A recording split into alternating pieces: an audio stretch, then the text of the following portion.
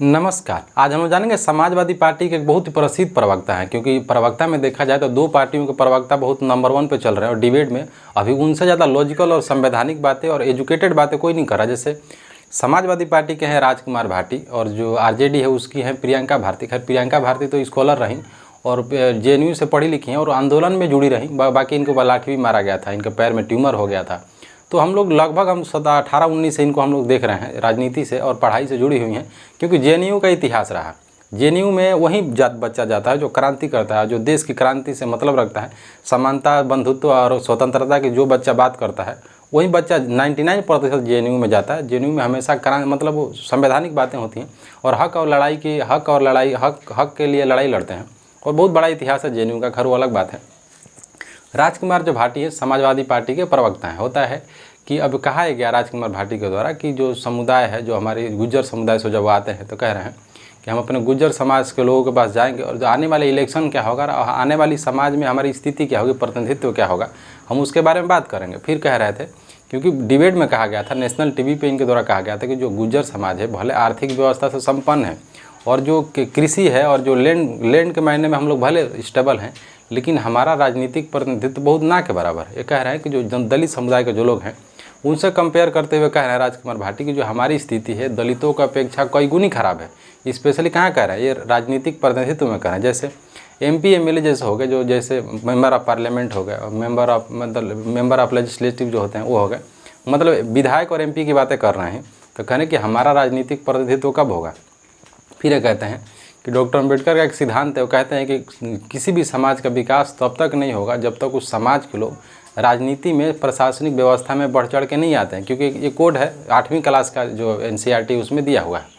तो ये बातें कह रहे हैं। बाकी इनके द्वारा कहा गया, अब इसी पे कहा गया कि ये पे मतलब ये अपनी समाज के प्रति ये रुचि दिखाने लगे और प्रेस कॉन्फ्रेंस करने लगे और मतलब सोशल मीडिया पर ऑनलाइन आने लगे और सभा करने लगे। अब इसमें इनके द्वारा कहा गया कि हम लोग गुज्जरों की सभा करेंगे और समाज की एकता की तरफ ले चलेंगे। 2027 का इलेक्शन कह लीजिए या समाज में एकता, क्योंकि पीडीए का जो कंसेप्ट है उसे बोल रहे थे। तो अचानक होता है कि योगी अचानक जब वो सभा कर रहे थे चौपाल पे, तो वहाँ पुलिस जाती है, पुलिस के द्वारा उनको रोक दिया जाता है। पुलिस कह रही है कि आप ऐसी बातें नहीं कर सकते, आपको हमारे साथ चलना होगा, आज जो आपकी बातें हैं आपको अपने भाषा पर विराम देना होगा, आप हमारे साथ चलिए। कुछ दिन पहले राजकुमार भाटी को डिटेन भी किया गया था नोएडा में। तो बातें चल रहा था। हम लोग जानते हैं कि आखिर बातें चल क्यों, क्योंकि जो राजकुमार भाटी कह रहे हैं कि जो वर्तमान की सरकार है, वो जो बीजेपी सरकार है, हमारी स्वतंत्रता और हमारी जो आर्टिकल 19 है बोलने की आज़ादी को रोक रही है और ये सही नहीं है समाज के लिए और जो सोसाइटी उसके लिए भी अच्छा नहीं है और राजनीति के लिए भी अच्छा नहीं है। तो आज हम लोग जानते हैं कि ऐसी बातें हो क्यों रहा है। कुछ दिन पहले योगी सरकार के द्वारा एक फरमान आता है, यानी जिसको कहा जाता है उनके द्वारा एक नियम बनाया जाता है, कानून बनाया जाता है। उस कानून में पहली बातें ये कही गई कि जो FIR होगा, FIR में कहीं भी किसी व्यक्ति और किसी समुदाय, जो भी समुदाय होगा, उसकी जाति को नहीं दर्शाया जाएगा। यानी कह रहे हैं, इनका कहना है योगी आदित्यनाथ का और बीजेपी सरकार का, कि हम लोग जातीय समानता चाहते हैं, समाज में कहीं भी जातिगत आधार पर भेदभाव ना हो और जातिगत जो भेदभाव हो रहा है, जातिगत जो वर्चस्व है, इसको कम से कम दिखाया जाए और इसको कम किया जाए। इनका ये उद्देश्य है, बीजेपी जो उद्देश्य जिस उद्देश्य से लाई है। अब ये कह रहे हैं कि FIR की जो कॉपी होगी वहाँ पर आप FIR का नाम नहीं लिख सकते। फिर कह रहे हैं कि किसी भी पब्लिक प्लेस पे आप अपनी जाति का मतलब प्रचार नहीं कर सकते, महिमा मंडन नहीं कर सकते। फिर ये कह रहा है कि गाड़ी जो है, गाड़ी का जो नंबर प्लेट होता है, चाहे 2 व्हीलर हो या 4 व्हीलर हो, यानी कोई भी गाड़ी हो, उस पर आप जाति का नाम नहीं लिख सकते और जातिगत आधार पे आप उस पर कोई टाइटल भी नहीं डाल सकते। फिर इनके द्वारा कहा गया कि जातिगत आधार पे आप सभा भी नहीं कर सकते। सारा फसाद का जड़ यहीं पे फंसा हुआ है। ये कह रहे हैं कि कोई भी व्यक्ति जातिगत आधार पे अपनी सभा को नहीं करेगा।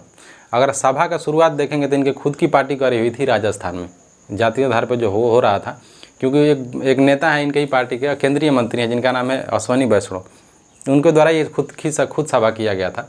तो कह रहे हैं कि जातिगत आधार पे आप ये भी नहीं कर सकते। तो अभी जब कह दिए बात, तो इनका जो समाजवादी पार्टी है, जो इसके मुखिया हैं अखिलेश यादव, इनका खुद का कहना है कि जो सरकार जातीय समानता की बात कर रही है, तो क्या एक कोई व्यक्ति जाति नहीं लिखेगा गाड़ी पे और कोई सभा नहीं करेगा, तो क्या इससे जातिगत आधार पर जो समस्याएँ सॉल्व हो जाएंगी। इनका दो दलील है, समाजवादी पार्टी का 2 दलील है। पहला दलील ये है कि जो सरकार जातीय समानता की बात कर रही है, तो क्या आज भी दलित उत्पीड़न के बारे में क्या कहेंगे, क्योंकि दिन पे दिन दलित महिलाओं का रेप बढ़ता जा रहा है। कह रहे हैं कि कानपुर देहात में एक लड़की थी, लगभग 17-18 वर्षीय लड़की थी, उसका रेप होता है, उसका गला दबा के मार दिया जाता है, उसके न्याय के बारे में आप क्या कह रहे हैं? बाकी वर्तमान में सबसे ज़्यादा दलित उत्पीड़न और महिलाओं का शोषण यानी स्पेशली रेप जैसे मामला आ रहा है, उस पर आपका क्या विचार है? आप ही के समाज के लोग और जिस समुदाय के लोग हैं, कोई व्यक्ति जा रहा है कथा कहने के लिए तो उसके कपार छिलवा दे रहे हैं, यानी सर मुंडवा दे रहे हैं, तो पेशाब छिड़कवा रहे हैं, रात भर उसका जातीय शोषण कर रहे हैं, तो उसके बारे में आप क्या कह रहे हैं?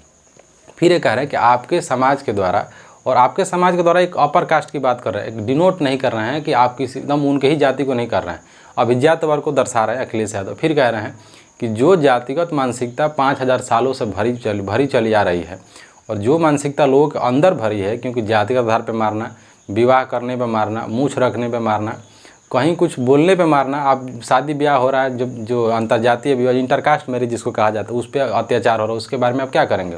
तो इनका कहना है कि FIR के कॉपी पे लिख देने से कि कोई भी व्यक्ति अपनी जाति को नहीं दर्शाएगा, कोई भी व्यक्ति जातिगत आधार पर नहीं करेगा सभा, लेकिन जो जातिगत उत्पीड़न समाज में हो रहा है, दलितों के साथ हो रहा है, पिछड़ों के साथ हो रहा है, उस पर आपका क्या विचार है? अब इनका ये कहना है कि अब मान लीजिए किसी व्यक्ति के साथ, किसी महिला के साथ रेप हुआ, तो दलित महिला के साथ रेप हुआ या किसी और महिला के साथ रेप हुआ, उस पर आपका क्या कानून है?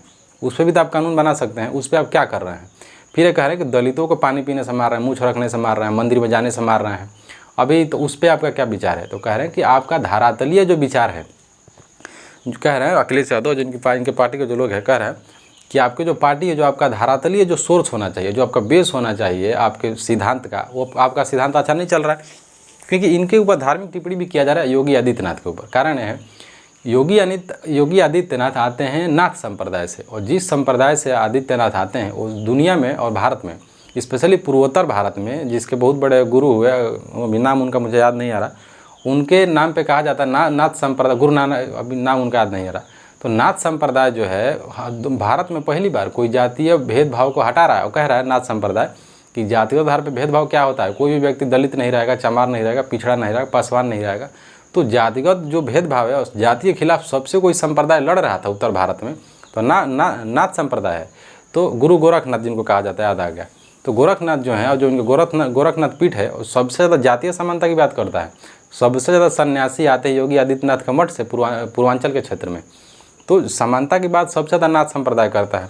और फिर कहा, आरोप ये लगाया जाता है योगी आदित्यनाथ पे कि जब ये समुदाय में आए और जब नाथ संप्रदाय का धीरे धीरे ब्राह्मणीकरण किया जा रहा है, और उसमें समानता नहीं दिख रही, क्योंकि सबसे ज़्यादा समानता की बात नाथ संप्रदाय करता था। इसमें बहुत सी कहानियाँ लिखी गई थी, और एक कहानी है राजस्थान की, एक राजा होते हैं, उनको एक आम मिलता है, उस आम की कहानी, वो आम ले जाके देते हैं रानी को, वो आम लेके देती है एक नौकर को, नौकर बहुत प्रेम करता है अपने राजा को, तो वो ला के देता है अपने राजा को फिर पता चलता है। तो बहुत कहानियाँ लिखी गई थी नाथ संप्रदाय पे।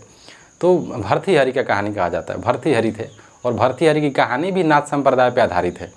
तो बहुत बड़ा इतिहास रहा है नाथ संप्रदाय का। वर्तमान में दूसरा टिप्पणी हम लोग देते हैं, राजनीति क्या है। कह रहे हैं समाजवादी पार्टी के लोग कि जो पार्टियाँ हैं, 2027 का इलेक्शन आने वाला है, और 2027 के इलेक्शन में बीजेपी हार ना जाए, तो हार के डर से ये जातिगत आधार पे जो सभा हो रहा है उसको बंद करना चाह रही है, क्योंकि समाज एक होगा तो पीडीए का कंसेप्ट मजबूत होगा, दलित पिछड़ा अल्पसंख्यक का कंसेप्ट आ रहा है, और जब मजबूत होगा तो बीजेपी हारने के डर से ये सब कामें कर रही हैं। बाकी देखते हैं क्या होता है क्या नहीं। नमस्कार।